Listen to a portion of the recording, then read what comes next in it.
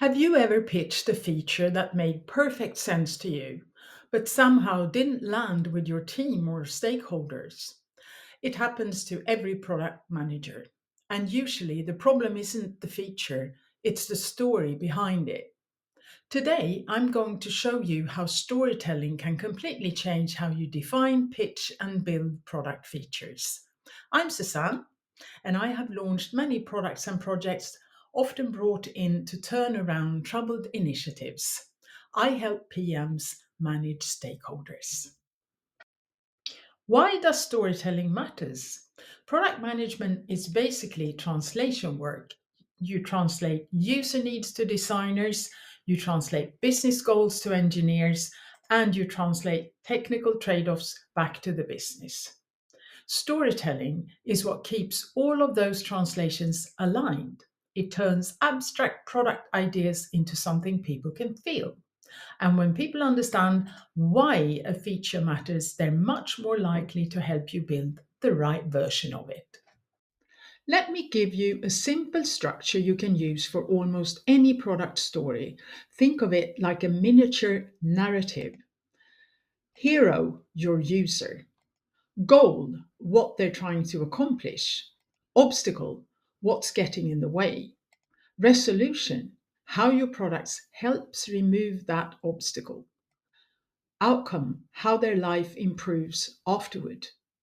If you write features using this structure, everything becomes clearer. Prioritization, design decisions, even success metrics. Now, let's apply it. Imagine you're the PM for a task management app and you want to add an auto prioritization feature. You might say, we want to add an algorithm that sorts tasks by deadline and effort. Technically accurate, but it doesn't spark empathy, urgency, or understanding. Now, here's the storytelling version.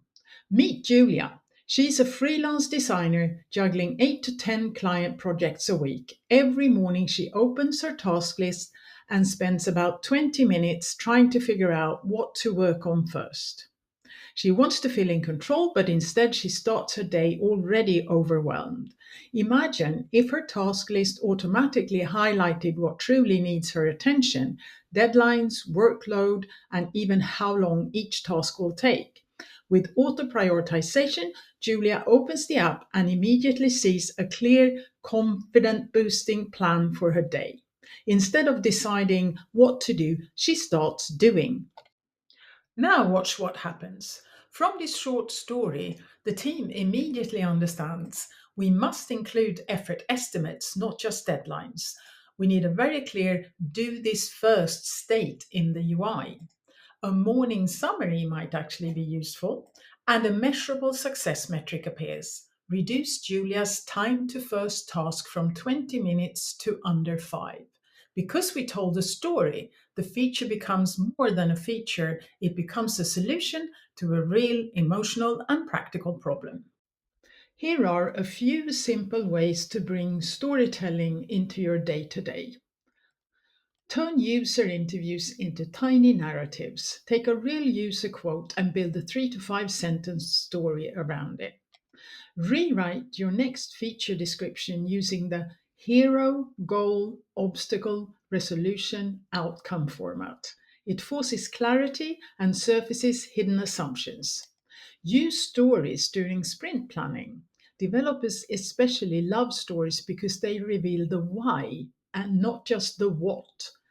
Use visual storytelling. A quick journey map or sketch can often do more than a paragraph of text.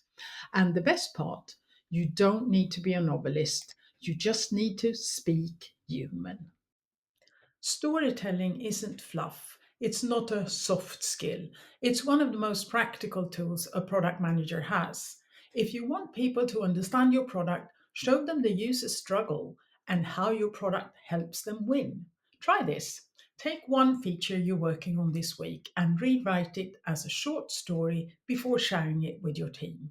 You'll be surprised how much easier the conversation becomes. Thanks for watching, and I'll see you in the next one.